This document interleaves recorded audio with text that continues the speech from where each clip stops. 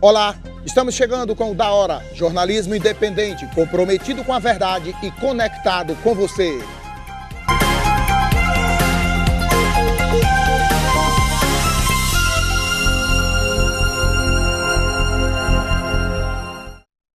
Salve, salve, queridos telespectadores, estamos chegando com mais um Da Hora aqui na sua TV União. Já estamos disponibilizando o nosso WhatsApp para a sua participação conosco pelo 981010984, é o WhatsApp da hora, e aqui a sua informação é da hora. Conosco aqui já a Marília Karen e também um convidado muito especial que é o Dr. Álvaro Lins, que vai falar conosco aqui sobre empreendedorismo, sobre pequenos negócios, como abrir uma empresa, o que fazer para que a sua empresa não entre em colapso financeiro. Vamos conversar muito sobre isso daqui a pouquinho, mas agora nós vamos iniciar as nossas notícias do dia falando que ontem, o dia 8, né? Dia 8 de agosto, foi comemorado o Dia Nacional de Combate ao Colesterol. A data visa conscientizar a população e manter bons hábitos alimentares, como prevenção da doença. Dados divulgados pela Associação dos Registradores de Pessoas Naturais do Brasil mostram que houve um aumento de quase 7% no número de óbitos por doenças cardiovasculares nos primeiros 6 meses de 2021. Em relação ao mesmo período de 2020, foram mais de 140 mil mortes registradas, contra mais de 150 mil no mesmo período deste ano. O colesterol elevado no sangue é um dos principais fatores para doenças cardiovasculares e pode ser uma das causas que podem levar ao infarto e ao acidente vascular cerebral. No dia 8 de agosto é comemorado o Dia Mundial de Combate ao Colesterol, data criada para conscientizar e prevenir doenças cardiovasculares, que é a primeira causa de mortalidade no Brasil, segundo o Ministério da Saúde. O colesterol elevado, que se chama dislipidemia, que é o colesterol alto, ele pode predispor a uma piora da hipertensão, ela pode vir associado a uma diabetes, poderá também provocar um infarto, doenças cardíacas como uma situação de doença isquêmica do coração, tá? E também dos outros vasos, pode provocar AVC no caso de uma ruptura da placa, que é no vaso que leva o sangue para a cabeça, com a ruptura da placa da carótida, pode levar ao AVC. Segundo o especialista, a má alimentação contribui para o aumento dos níveis de colesterol. A má alimentação ela contribui para que haja um aumento desse colesterol ruim, e aí as placas de gordura vão se formando. A falta de atividade física, a ausência de atividade física também ajuda a manter esse colesterol elevado. É importante você combater o mau colesterol para que não tenha o desenvolvimento dessas placas de gordura nos vasos. O cardiologista esclarece ainda como é feito o tratamento. O tratamento consiste, primeiro, o exame de sangue para ver como está o teu nível de colesterol. E de acordo com o resultado desse exame de sangue, vai se avaliar a necessidade ou não de tomar remédio. Mas tão importante quanto o remédio é a atividade física e uma dieta adequada, uma dieta pobre em gorduras. Jocilene Nogueira conta quais os hábitos dela para conter os níveis de colesterol. Sempre eu faço acompanhamento com o médico, né? Aí ele pede para mim fazer exercício, educação física, né? E não comer muita coisa fritada, evitar massas, bolo, pão, essas coisas, né? E sempre ir mantendo, fazer uma caminhada. Aí eu já faço o exercício, que é a academia, né? E vou mantendo. Agora que a Agência Nacional de Vigilância Sanitária informou que recebeu o segundo pedido de registro de kit para o teste da varíola dos macacos. Entenda na matéria. A Anvisa, Agência Nacional de Vigilância Sanitária, anunciou que recebeu o segundo pedido de registro de kit para teste da varíola dos macacos. Mas, para a liberação do registro, a agência federal avalia desde o processo de fabricação até a confiabilidade dos resultados e a efetividade do diagnóstico.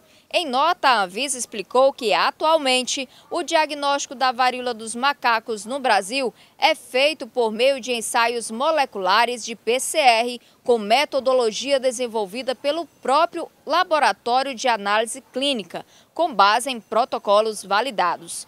Atualmente, o Brasil registra 2.108 casos da varíola.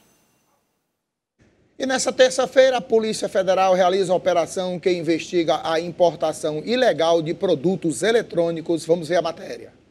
Nesta terça-feira, a Polícia Federal deflagrou a Operação Modo Avião, contra uma quadrilha especializada em lavagem de dinheiro e importação ilegal de produtos eletrônicos. No total, a polícia cumpre 56 mandados de busca e apreensão e de prisão preventiva nos estados do Ceará, Paraná e São Paulo. Nesta operação estão atuando cerca de 240 policiais e 60 agentes da Receita Federal. Dezenas de produtos eletrônicos importados irregularmente foram apreendidos. O prejuízo total é de 428 milhões de reais. Os envolvidos neste caso irão responder pelos crimes de descaminho, lavagem de dinheiro e formação de organização criminosa, com penas que atingem até 22 anos de prisão.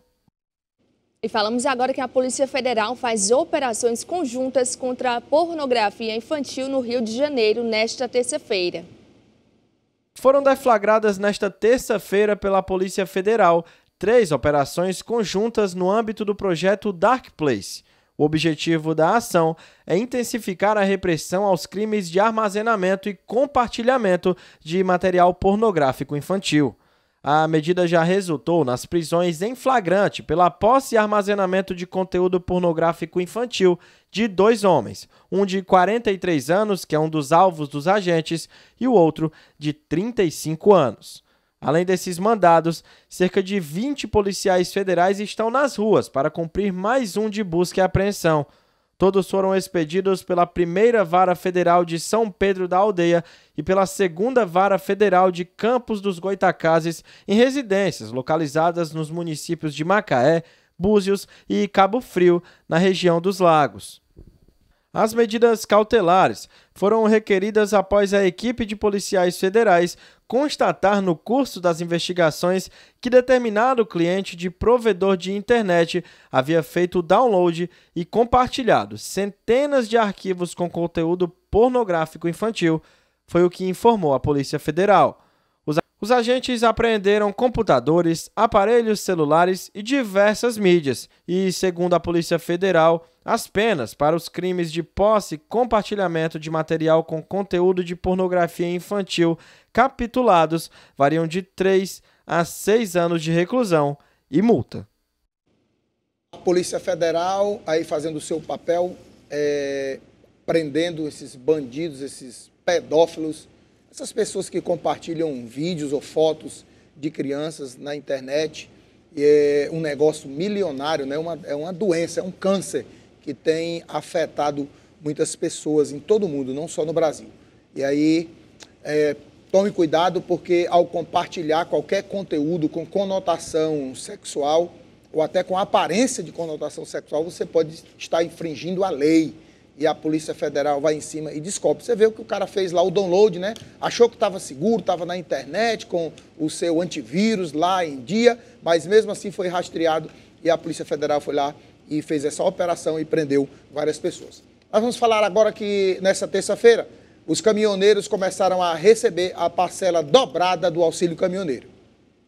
Nesta terça-feira, os motoristas de carga autônomos recebem as 2 primeiras parcelas do auxílio caminhoneiro, o benefício emergencial para repor os efeitos do aumento do diesel nesse ano. Como cada parcela equivale a R$1.000, cada caminhoneiro vai receber R$2.000 nesse mês. O dinheiro será depositado nas contas poupanças sociais digitais e poderá ser movimentado por meio do aplicativo Caixa Tem, que permite a compra em lojas virtuais cadastradas, o pagamento de contas domésticas e a transferência para qualquer conta bancária. Criado pela emenda constitucional que estabeleceu o estado de emergência por causa da alta do preço dos combustíveis, o auxílio caminhoneiro será pago até dezembro. A emenda elevou benefícios sociais e instituiu auxílios emergenciais até o fim do ano. Terão direito ao benefício os transportadores de carga autônomos cadastrados no Registro Nacional de Transportadores Rodoviários de Carga da Agência Nacional de Transportes Terrestres até 31 de maio desse ano. Os profissionais deverão estar com a Carteira Nacional de Habilitação e o CPF válidos, entre outras exigências. Já no próximo dia 16 de agosto, será a vez dos taxistas receberem o benefício emergencial para a categoria. Eles também ganharão 2 parcelas do benefício de julho e agosto de até R$ 1.000 cada uma. O valor final dependerá da quantidade de taxistas que demandarem o benefício.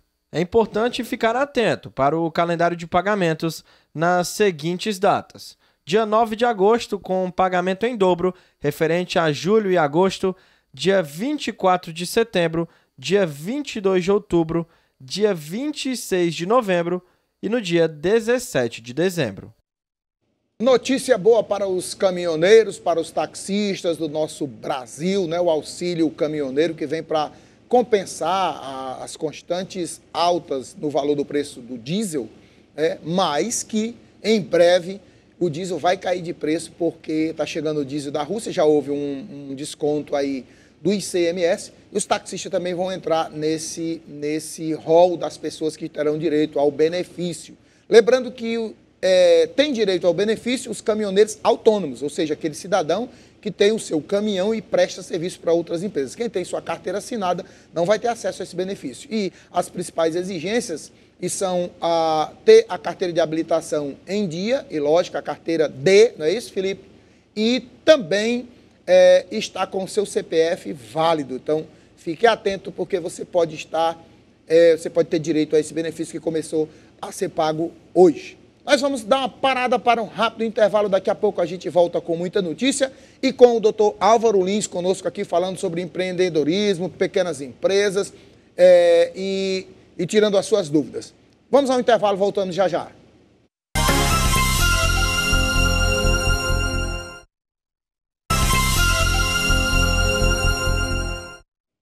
Estamos de volta com o Da Hora e já recebendo a sua mensagem pelo nosso WhatsApp, pelo 981010984. Você pode participar com a gente, mandar a sua mensagem, porque aqui a sua informação é da hora. Eu quero falar com você, comerciante, empresário. Você está precisando melhorar as vendas da sua empresa? Aquele ditado, velho ditado, que diz: quem não é visto não é lembrado. A propaganda é a alma do negócio. Anuncie com a gente. Ligue para a gente ou mande um e-mail que está aparecendo aí na sua tela. Nós enviamos um consultor até a sua empresa, porque aqui o seu negócio dá negócio e é da hora aqui no Da Hora. Falamos agora que com a chegada do Dia dos Pais, o comércio já se prepara para as vendas. Vamos ver a matéria. Segundo dados de uma sondagem feita com associados da Associação Brasileira de Lojistas de Shopping, que representam mais de 40 mil lojistas associados, a expectativa é de um aumento de 15% nas vendas para o Dia dos Pais sobre o ano passado. De acordo com a entidade, a data deve movimentar cerca de 24 bilhões de reais em vendas e aproximadamente 102 milhões de pessoas deverão ir às compras para presentear os pais, tanto em lojas de shopping quanto em lojas de rua. Assis Cavalcante, que é presidente da Câmara de Dirigentes Lojistas de Fortaleza, fala da expectativa do comércio em relação a essa data. A expectativa para o Dia dos Pais é excelente, porque o Dia dos Pais é a terceira melhor data comemorativa do ano. O varejo já vem aquecido desde janeiro, com crescimento aí, dependendo do segmento, em 3, 4 até 6% com relação ao ano de 2019, porque 2020 e 2021 a gente não leva muito em consideração. Michele Ribeiro, gerente de marketing de um shopping no bairro Papicu, aqui em Fortaleza, detalha quais os produtos mais procurados nessa data. Olha, a gente percebe que o Dia dos Pais é muito de eletroeletrônicos, né? Então as pessoas estão sempre assim: vou trocar o celular do meu pai, vou trocar o celular da minha mãe, do meu padrasto, do meu avô. Mas vestuário também está em alta, visto que hoje a vida voltou ao normal, a gente ficou meio que 2 anos sem comprar roupa, nem sapato. Então a gente percebe também que vestuário, calçados e acessórios tem sido uma coisa muito procurada, especialmente em datas de varejo, onde você presenteia alguém. Segundo a Associação Brasileira de Lojistas de Shopping, cerca de 70% dos consumidores deverão realizar suas compras via internet. Assis Cavalcante esclarece que mesmo com as vendas online, a loja física também sai ganhando. A venda online, ela conversa, ela anda junto, ela é parceira da loja de rua. Essa venda ainda representa 15% do montante de todas as vendas feitas no varejo. E a grande sacada que o varejo, A grande sacada das lojas de rua é exatamente quando o consumidor compra pela internet e muitas vezes não gosta, ou fica pequeno, ou fica grande, ou não gostou da cor e vai à loja física para trocar. E aí o consultor de venda é uma grande oportunidade que ele tem de vender um produto de valor agregado, de um preço maior, e fazer a sua venda adicional. Segundo Michele Ribeiro, o Dia dos Pais não é uma data só dos pais, e sim uma data de reconhecimento. A gente não presenteia só o pai, né? A gente percebe que os nossos clientes vêm para presentear a mãe, o padrasto, o avô, uma avó. Então eu acho que é uma data que as pessoas, especialmente em Fortaleza, a gente percebe que é uma data de reconhecimento a quem faz aquele papel na sua vida. E falamos em economia, pois de acordo com o levantamento do Sebrae, pequenos negócios geram 72% das vagas de emprego no primeiro semestre. Confira.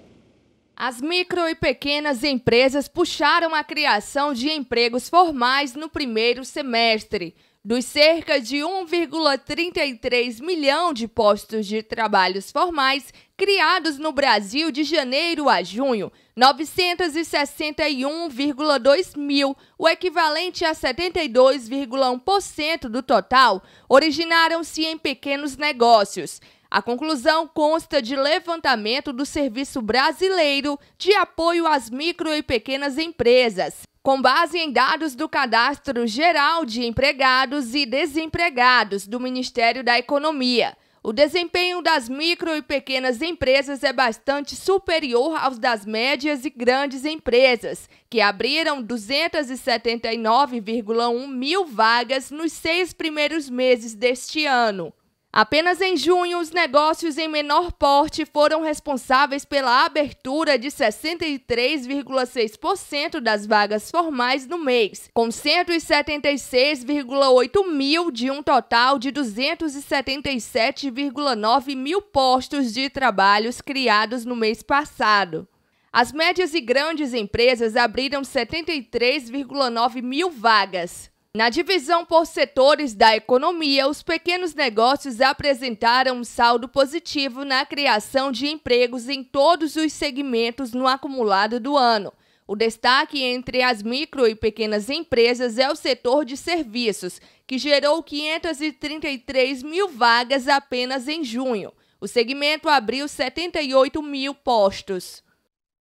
Nós trouxemos agora duas matérias, uma a respeito do Dia dos Pais e a outra a respeito da geração de empregos. Álvaro, ao seu ver, sua análise sobre datas comemorativas. Nós temos agora o Dia dos Pais no domingo e eu gostaria de saber se para você realmente essas datas movimentam a economia e a venda, o comércio, enfim, o que você tem a falar sobre isso? Bom, boa tarde Marília, boa tarde você que está nos assistindo. Hoje quem sustenta o comércio são as datas comemorativas. Então, assim, afetivamente, as pessoas que têm um pai não deixam de comprar um presente para o seu pai. Aí tem o Dia das Mães, Dia das Crianças e tal. Então, ou seja, as datas comemorativas são muito importantes em relação à estratégia de marketing. E as empresas realmente se programam com produtos específicos para aquela data. Por exemplo, Dia dos Pais. A mercadoria que mais é vendida, normalmente, é eletrodomésticos, como eu vi aí na reportagem, roupas voltadas ao público masculino, né? Mas nós entendemos o seguinte, que tem uma questão, Marília, muito importante, que é a questão do endividamento.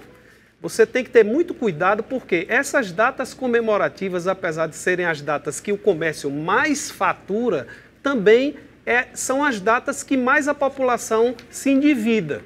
Por quê? Porque você, mesmo sem dinheiro, você tem as facilidades das lojas. As lojas colocam em 12 vezes e 24 vezes. Você tem o cartão, você parcela. Só que você tem que entender que as pessoas têm que ter uma estratégia financeira, um controle financeiro. Então, o que acontece? Você compra e diz, não, eu vou pagar R$26 de prestação numa televisão.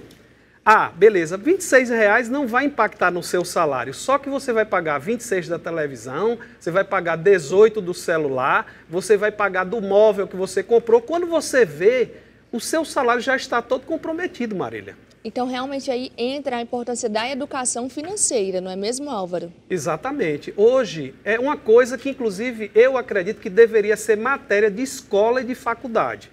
Toda escola deveria ter uma matéria de educação financeira para a criança já vir aprendendo isso, porque normalmente as pessoas não estudam educação financeira em canto nenhum.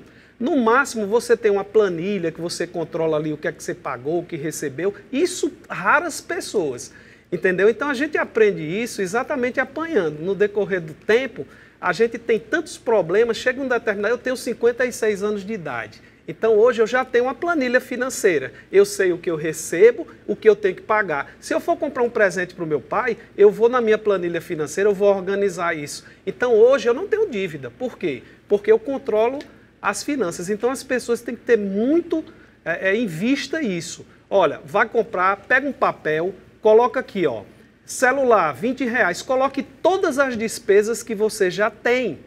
Aí você inclui o quê? Água, luz, alimentação. Aí você olha e diz, olha, eu não tenho condições de comprar um presente para o meu pai. Vai lá, dá um abraço nele, um beijo e diz assim, pai, eu tô liso, eu trouxe um beijo e um abraço para você. Pronto. Então, ou seja, você tem uma reserva, porque tem gente que se prepara para o Dia dos Pais, tem gente que se prepara para o Dia das Mães. Você já sabe até o que comprar, aí tá certo. Então, assim, o mercado, como eu falei, ele vive hoje muito em cima das datas comemorativas. Aécio. Álvaro, você falou aí sobre questão de educação infantil, educação financeira a partir da infância, né? E já existem projetos tramitando, inclusive, já no Senado, para ser obrigatório o ensino financeiro das crianças, do ensino infantil, já no ensino infantil. A criança já vai crescer com uma educação financeira. Para que nós possamos aqui, daqui a um tempo, ter uma cultura de educação financeira. Mas voltando aqui à questão financeira, eu queria lhe fazer uma pergunta que a gente sempre ouve muito sobre essa questão de percentual. Hoje, na sua visão, que percentual do ganho o brasileiro pode comprometer com prestações? Por exemplo, TV, ou talvez um consórcio, ou talvez o pagamento de uma compra. Quantos por cento do salário pode estar já comprometido? Qual é a segurança que nós temos em percentual de compromisso com relação ao salário?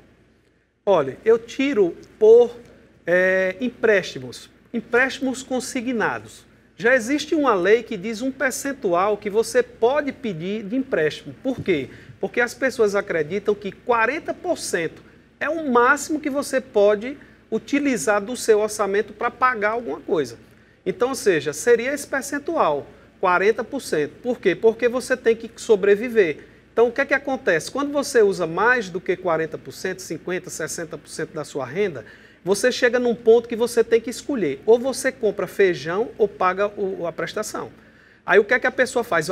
Tem um monte de carnê, um monte de prestação. Aí ele pega o seguinte, vou pagar a água esse mês e vou fazer compras. No outro mês ele paga a luz e atrasa a água. No outro mês ele paga o carnê que ele comprou lá. Então, ou seja, se você tiver 40% da sua renda comprometida, não tem perigo, porque você tem o restante inteiro para poder se manter. Então, seria esse percentual. Agora, se você me permite, você falou de percentual, me deixou à vontade aqui, nós vivemos uma crise financeira no país. Nós vivemos uma crise, e uma crise de desemprego. Para vocês terem uma ideia, 9,4% dos brasileiros hoje estão desempregados. Agora, isso tem melhorado? Sim, tem melhorado, mas 9% ainda é um percentual muito alto. Para vocês terem uma ideia, o mercado informal hoje ocupa 40% dos trabalhadores no Brasil.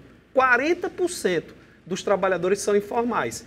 E isso representa 38 milhões de pessoas que estão na informalidade. Então, Álvaro, isso aí cai na nossa segunda matéria, né?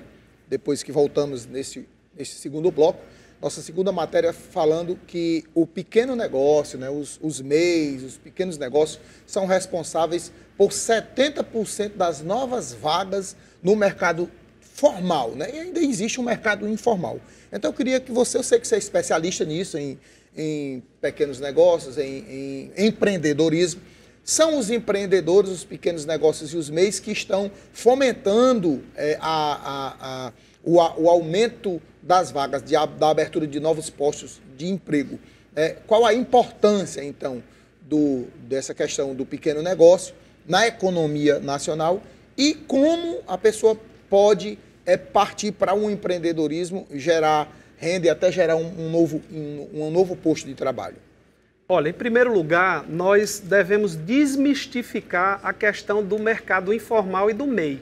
Porque muita gente confunde quando fala assim, eu sou MEI, microempreendedor individual, ele está no mercado informal. Não, ele não está no mercado informal, ele está no mercado formal. Quem é a população, o empreendedor que está no mercado informal? É aquele que não tem um CNPJ, ele nem é MEI, nem é empresa individual, nem é microempresa, ele não está formalizado. Ele simplesmente pega mercadoria e sai para vender, muitas vezes na rua, para um amigo e tal. Esse é o público de pessoas informais, que eu falei aqui que 40% dos trabalhadores hoje estão informais. Só que hoje as MEIs, que são os microempreendedores individuais, representam 69% do mercado. 69% dos trabalhadores hoje já estão formalizados com a MEI. Aí você me fala, Aécio, qual é a vantagem de você ser um microempreendedor individual? Era o que eu ia lhe perguntar, né? Você já antecipou. Já estou me antecipando. Né? Porque às vezes a pessoa abre um MEI, eu já escutei pessoas dizer assim, não, eu vou abrir um MEI só porque eu quero pagar o INSS. Mas o MEI tem outras vantagens e também tem a possibilidade de você ter um funcionário. Aí se você pode um pequeno negócio ali, você precisa de mais uma pessoa e você ter mais um funcionário com benefícios com relação a impostos, não é isso, Álvaro? Exatamente, porque quais são as vantagens de você se regularizar e você abrir uma MEI? Primeiro, a questão da informalidade, porque quando você está informal, você está desamparado. Então, por exemplo, você pode até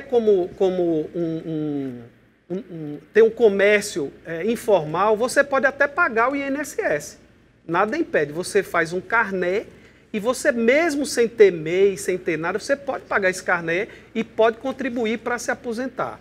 Mas, por exemplo, quando você precisa de um capital de giro, você tem um pequeno negócio, aí você precisa comprar alguma mercadoria ou pagar uma duplicata, aí você recorre ao banco para poder pedir capital de giro. Você não pede, porque você não tem como comprovar a sua renda. Então, quando você abre uma conta no banco, você começa a movimentar essa conta, você abre uma MEI, porque uma MEI você paga 20 e poucos reais por mês, e você pode faturar ao ano até, me parece, 100 e tantos mil reais. Então, ou seja, vale a pena você ter uma MEI, porque você fica amparado perante aos órgãos públicos, por exemplo. Você, quando está informal, você tem o risco de ser fiscalizado. E aí você tem uma mercadoria dentro de casa ou na rua, você não tem como comprovar a origem daquela mercadoria. Quando você é um MEI, um microempreendedor individual, você pode comprar essa mercadoria com nota e você pode vender com nota. Então, ou seja, você está totalmente regularizado.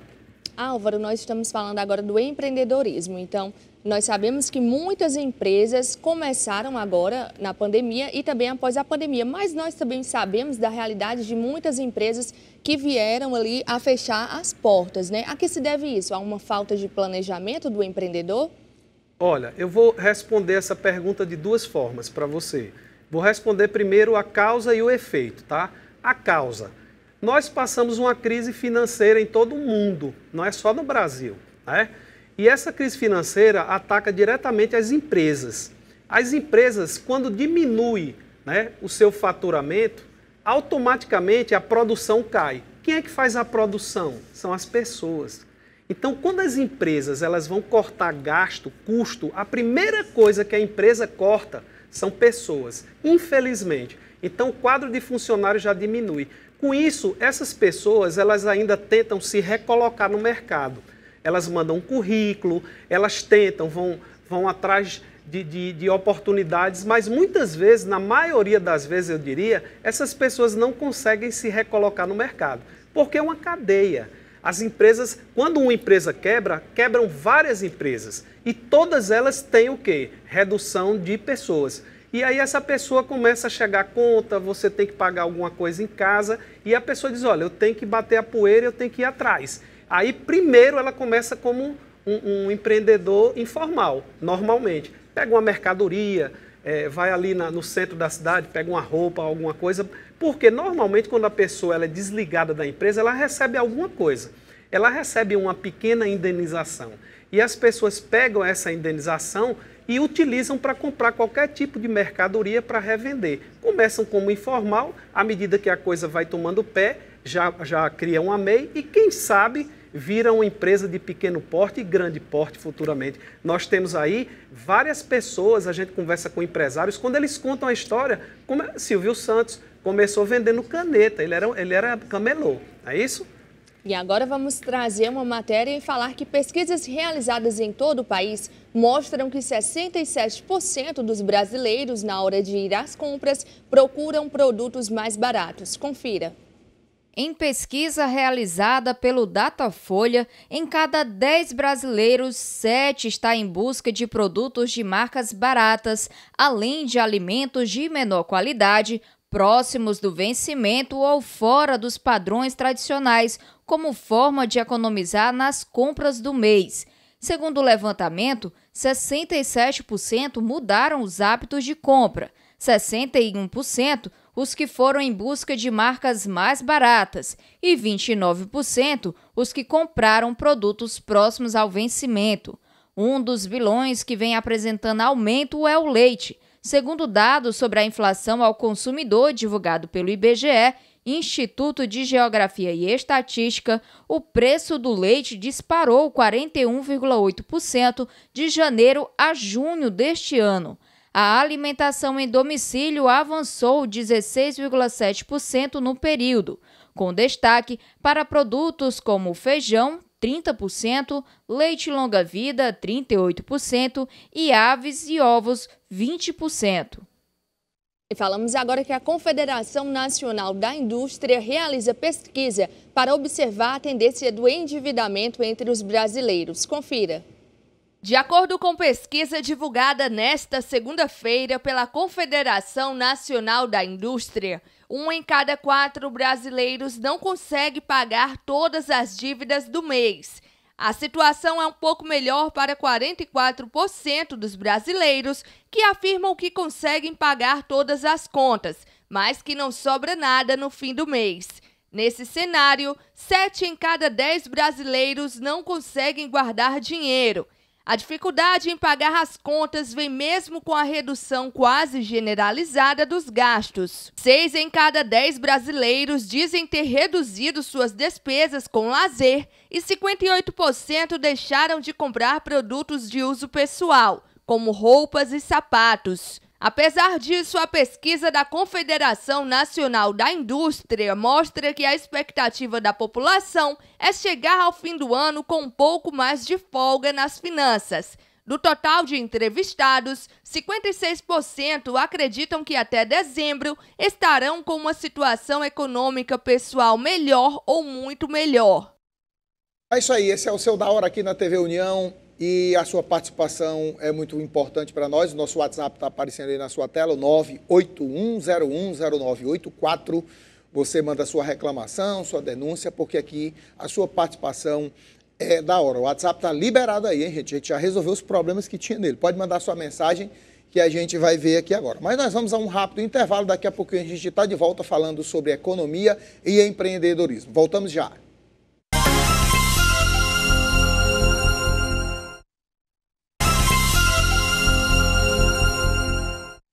Estamos de volta com o Seu da Hora e a sua participação a gente continua recebendo o nosso WhatsApp 981010984. Eu queria falar com você, comerciante, empresário, que nós estamos com um novo pacote de mídias que pode contemplar a sua empresa, o seu negócio. Se você quiser anunciar com a gente, manda um e-mail, liga para a gente que nós enviamos um consultor até a sua empresa e com certeza vai dar negócio, um negócio da hora. As nossas duas últimas matérias aí falando ainda sobre economia, sobre endividamento dos brasileiros, os brasileiros optando por produtos mais baratos, de marcas, o famoso similar, né? O famoso produto similar, o famoso produto genérico, né? E a gente já falou sobre isso. Estamos aqui com o Álvaro Lins, falando sobre economia, sobre empreendedorismo. E aí nós queríamos falar aqui com o nosso Álvaro. Tivemos também uma pesquisa sobre o endividamento. A gente falou antes sobre essa questão do parcelamento e sobre a questão do MEI. Eu queria dizer aqui que o MEI, Álvaro, aumentou de 81 para 130 mil anuais, ou seja, Você, às vezes, está no mercado informal e, às vezes, as pessoas pensam assim, não vou abrir empresa para não pagar imposto, porque o imposto sempre foi o bicho-papão da pequena economia, do microempreendedor, do pequeno comerciante. Sempre foi o imposto. Aquele ISS de 5%, você tem que ter um contador. E hoje, o MEI, você não tem necessidade de ter um contador.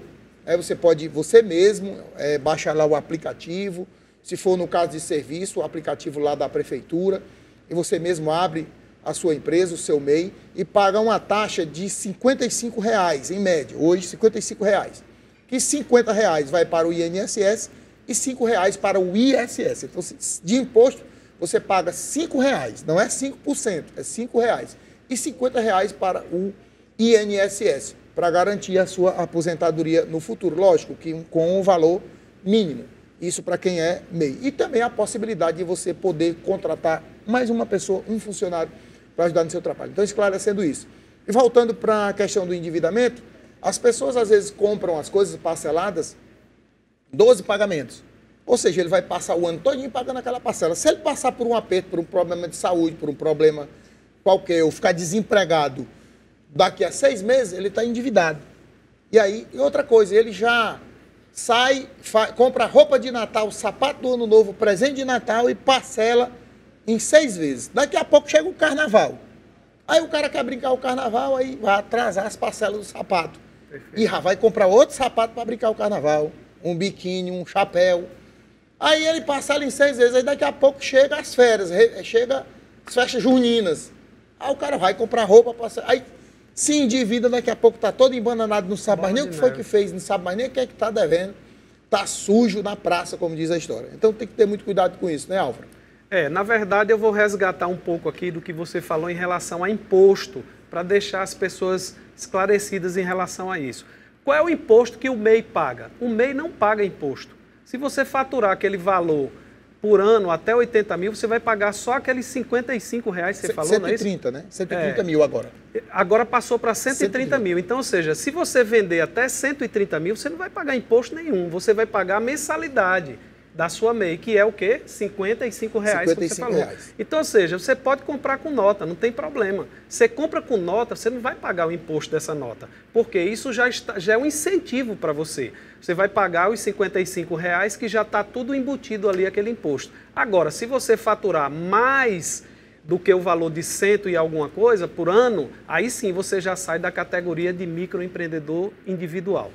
Voltando aqui para as matérias que a gente acabou de assistir.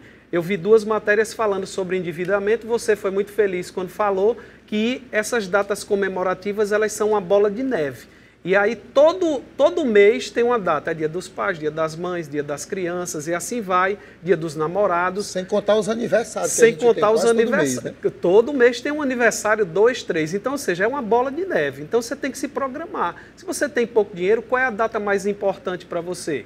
No meu parecer, a data mais importante é dia dos pais, dia das mães. Mãe e pai são figuras que até a Bíblia fala que nós temos que honrá-los e até no supérfluo. Então, ou seja, isso é uma coisa pessoal, opinião pessoal. Falando sobre produtos, então nós temos aí no mercado, nós temos produtos, tipos de produtos e temos tipos de consumidores.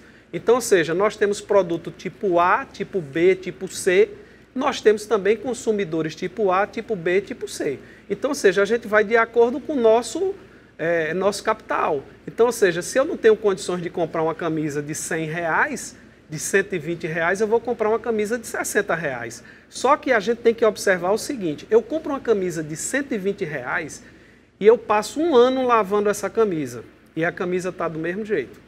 Só que eu compro uma camisa de 60 reais, na 3ª lavada ela já está toda fubá, toda desbotada. Então eu vou ter que comprar outra. 2 camisas vai dar 120, vai dar o preço da camisa boa. Então tudo isso é uma questão de planejamento. Quando a gente fala de negócio, a gente tem que entender que tudo tem que ser planejado, até uma compra que você vai fazer. Opa, 60 reais. Poxa, mas essa camisa aqui na 2ª lavada está desbotada. Então, ou seja, você tem que levar em consideração isso. Lógico, eu sei que o cara diz, não, mas eu não tenho 120, compra de 60. Mas você sabe que existe um diferencial. Tem um público A.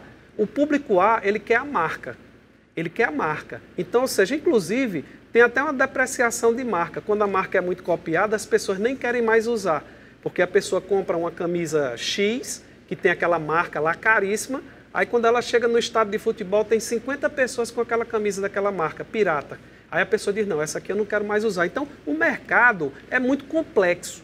O mercado é muito complexo. Então, tanto para o consumidor como para o empresário, a gente tem que entender exatamente o que a gente quer, não é isso, Marília? Isso mesmo. Temos aqui uma pergunta da nossa telespectadora Carla Oliveira. Ela pergunta, Álvaro, recebo Auxílio Brasil e sou empreendedora. Posso abrir o MEI? Pode sim, pode e deve. Inclusive é incentivado pelo governo federal.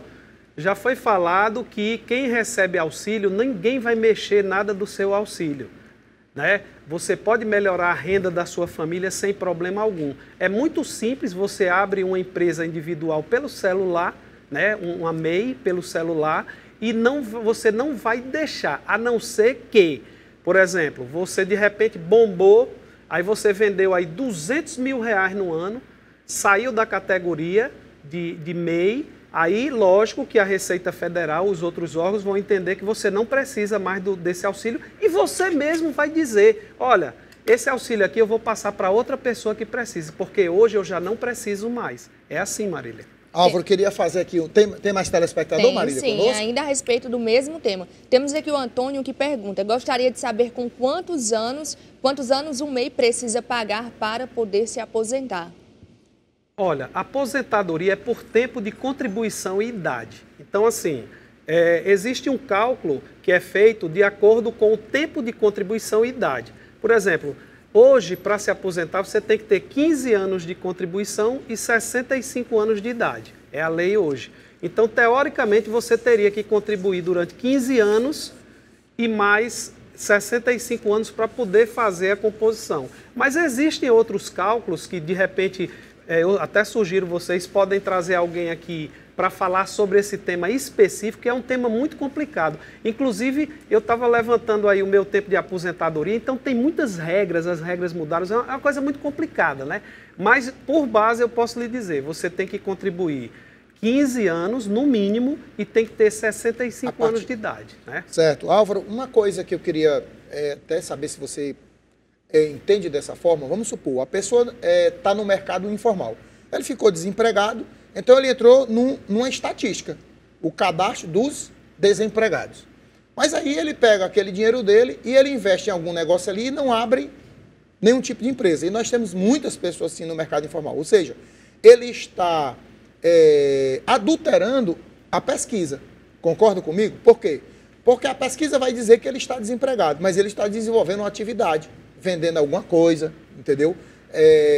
Com vendas de produtos de limpeza, ou botou uma banquinha de vender tapioca ali, mas está ganhando até mais do que um salário mínimo que ele ganharia em uma empresa, ele está atrapalhando a questão da estatística, porque muitas vezes ele não abre porque ele acha que vai pagar imposto e tal, e está totalmente desguarnecido de uma segurança para o seu futuro, de uma aposentadoria ou de uma invalidez, alguma coisa dessa forma.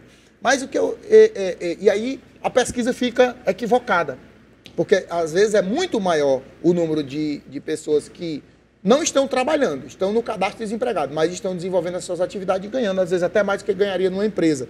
E aí, o que um empreendedor deve fazer para ter sucesso como MEI? Por exemplo, vai começar ali o seu pequeno negócio, qual é o conselho, o seu conselho como especialista em empreendedorismo para que ele tenha sucesso no seu negócio? Tá, então é o seguinte, eu vou começar pela questão da estatística, né?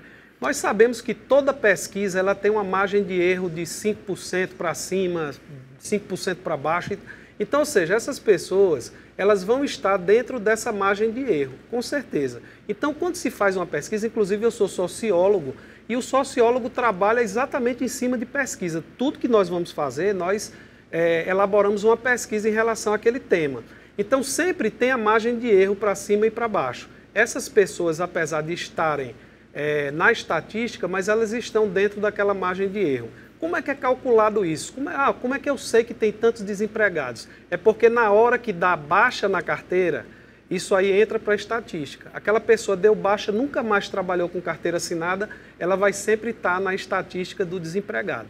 Agora, como eu aconselho, se você você tem um investimento, você está na informalidade, abre uma MEI. Abre uma MEI por quê? Porque além de você sair dessa estatística, é como eu falei, você tem condições de conseguir um capital de giro num banco, você faz um cartão de visita para um cliente, você dá a sua empresa ali, você tem um endereço, você tem um CNPJ. E outra coisa, MEI, você pode abrir com o endereço da sua casa. É diferente, tem algumas empresas que você não pode abrir com o endereço de residência, mas a MEI pode. Então, assim, eu aconselho que o microempreendedor individual ou aquele que está na informalidade, ele sempre esteja dentro da regularidade, né?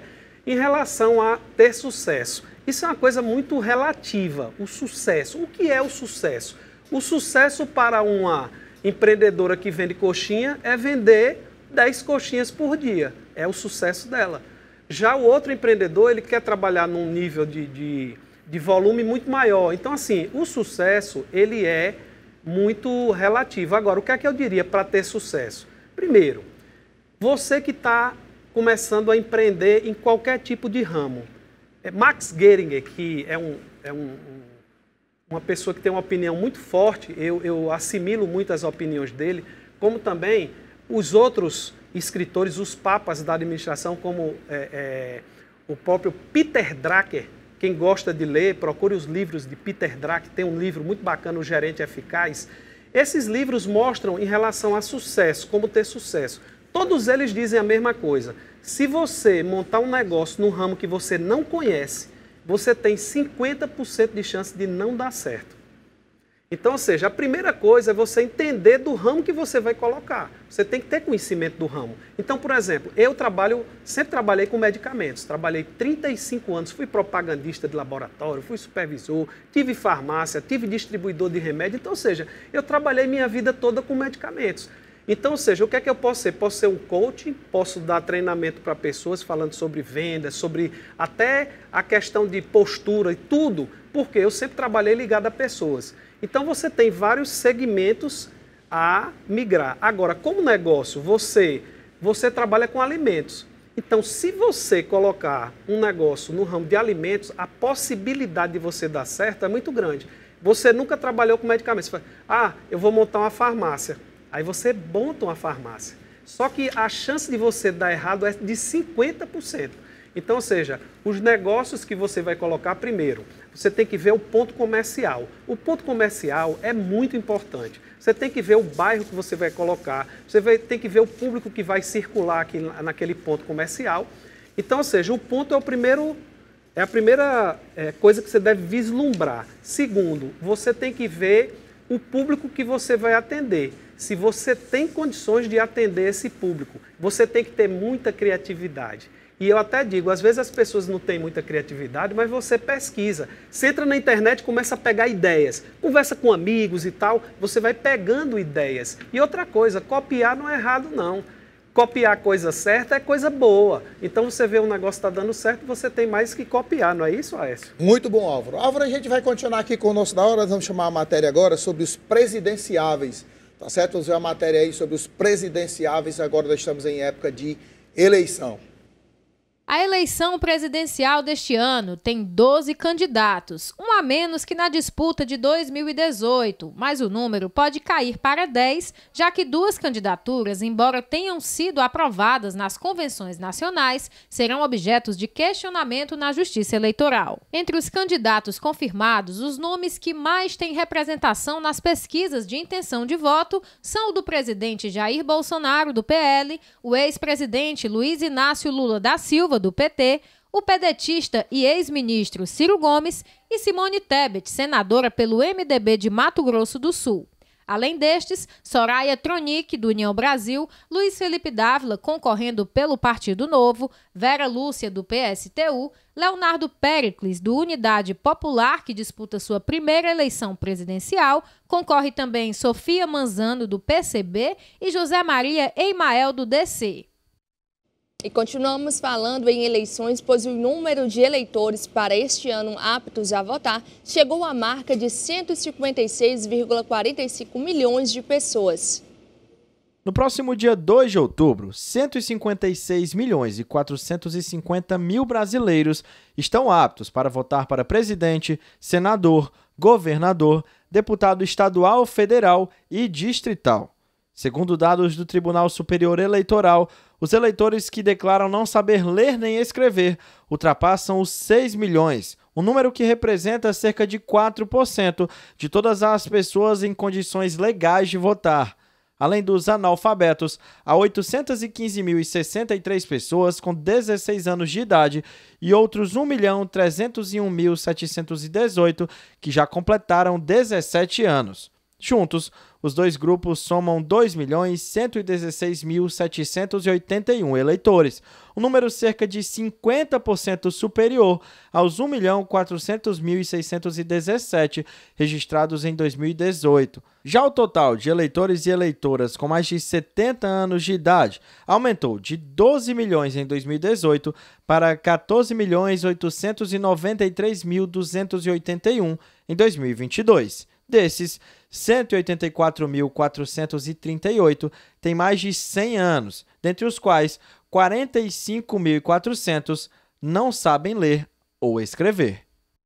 E o presidente Jair Bolsonaro participou de uma live e nesta live ele falou sobre as urnas, né? Sobre a notícia do momento de eleições é sobre as urnas, sobre a credibilidade das urnas. Vamos ver a matéria aí. Mas você pode ver, hoje falei com banqueiros aqui na Febraban. Eu perguntei, por que vocês gastam uma fortuna para se precaver de ataques cibernéticos? E a gente não? O Brasil não? Eu falei para eles, vocês podem ter um órgão em Brasília, não falei que era o TSE, né? Tá. Vocês podem pegar a tecnologia lá e deixar de gastar uma fortuna com isso. Tudo se aperfeiçoa. Agora, o que acontece? Eu não falo de urna eletrônica, eu estou me comportando como um magistrado a questão do eletrônico. Eu falo que estão nos autos, né? O que aconteceu? 2018. Eu, candidato, facada, primeiro turno. Em dado momento, apareceu uma fotografia na televisão da apuração. Apurado mais ou menos 10%, apurado quase 90% do Nordeste e aproximadamente 40% do Sudeste. Eu estava com 49%. Ganhei eleições. Pô, quando acabou o primeiro turno, passei para 46%. Espera aí. O forte do PT é o Nordeste. Fiquei chateado, tudo bem. Segundo turno. Eu ganhei. Ouvi. Eu dou o inquérito da PF de 2018 para quem quiser. Para quem quiser. Apesar do Supremo falar que ele é confidencial, não é confidencial. Estão mentindo. Quem fala é o Barroso e o Fachin, estão mentindo. Tá? O início de março de 2018, até o segundo turno, os hackers ficaram dentro do TSE. O TSE que disse isso para a PF, não sou eu. Diz mais, que eles ficaram com a senha de um ministro. E esse ministro, de nome Banhos. E diz mais, que vários outros senhas, inclusive do braço direito do senhor Giuseppe Giannini, teve a senha também capturada pelos hacks. O TSE que diz isso, meu Deus do céu, não sou eu que estou dizendo. Não sou eu que estou dizendo. Isso é um inquérito de 2018. Sim, novembro de 2018. Até hoje o inquérito não foi fechado. Eu te pergunto, por que são convidados observadores internacionais para ver as eleições aqui? Eles iam fazer o quê aqui? Se fosse o voto no papel, como antigamente, ele vai ver, abriu a urna, contou, tudo bem. Mas informatizado, vamos fazer o quê aqui? Mesmo nossos técnicos, se não fizer isso, a inspeção da urna no dia da votação, tá? A gente não tem como fiscalizar nada. Então, esse primeiro momento é quando, 5 da tarde, essa urna aqui, dessas 600 urnas que foram pelo Brasil todo, que foram colocadas aqui, quando tu apertar o botão, como foi filmado, você vai saber como você votou, que é forma aleatória, tem que dar o mesmo valor lá. Por que o TSE se nega a fazer isso aí? Daí você vai para a apuração. O que diz a lei na apuração? É um ato público. Tá aí o presidente Bolsonaro falando sobre aquele inquérito de 2018, sobre aquele caso da invasão dos hackers ao TSE, que inclusive na época se cogitou de que os hackers teriam acesso às senhas de ministros do TSE, né? E aí ele falou que tem um inquérito, inclusive, que pode fornecer para a imprensa, mas diz que a imprensa não tem interesse, né? Eu até entendo o porquê que a imprensa não tem interesse. né? Mas falando sobre a questão da credibilidade das urnas e uma coisa pontual aí na fala do presidente da República é que as maiores instituições financeiras e as grandes empresas de todo mundo investem milhões na segurança e proteção de dados.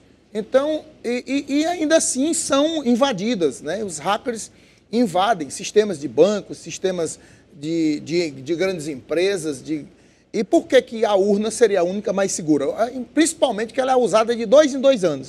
O indivíduo tem 2 anos para tentar hackear. Então, eu acredito sim e defendo que a urna deve ser impressa, né? Deve ter pelo menos não um comprovante. Eu acredito que ter o comprovante para o eleitor, todo eleitor levar um comprovante, eu acho desnecessário, mas eu acho necessário ter a impressão para que ela seja auditável, né? E aí eu pergunto, Álvaro, você confia na urna eletrônica ou você tem suas desconfianças? Olha, tudo que é eletrônico existem falhas, a gente sabe, né?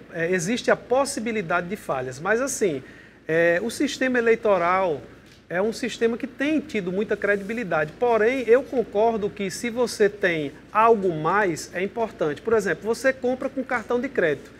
Aí sai o comprovante, você guarda o comprovante. E às vezes você tem um problema lá na frente, aí você tem, olha, entra em contato com o cartão de crédito e você tem um comprovante. Então, o que custa isso? Não custa nada. Você vota na urna eletrônica e você tem uma comprovação de alguma forma que você votou. Eu creio assim. E eu queria também, rapidamente, falar aqui, nós estamos falando de empreendedorismo. É muito importante que você esteja ligado com política, você, empresário. Por quê? Porque o futuro do país está na mão das pessoas que vão ser eleitas. Então, eu acho que você tem que dizer, não quero saber de política, eu não quero me envolver com política. Você é empresário, você é microempreendedor, você é empreendedor informal, seja lá o que for, vai impactar na sua vida, a conta vai chegar. Então, vocês têm que estar muito antenados. Fiquem ligados, né? Fiquem ligados, era isso que eu queria falar. Muito obrigado, Álvaro, pela sua participação. Nosso tempo já chegou ao final. Eu queria muito agradecer, foi de muita valia. Eu espero que em outras oportunidades nós tenhamos a possibilidade de tê-lo conosco aqui,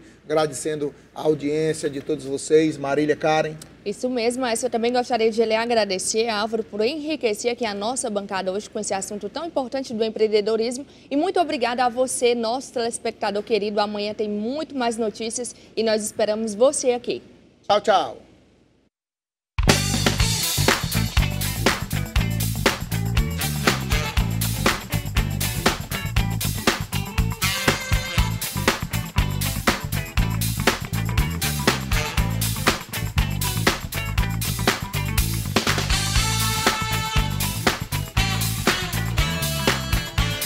Eu não sou o melhor, mas especialista de boa comida, Frigideira do Johnny.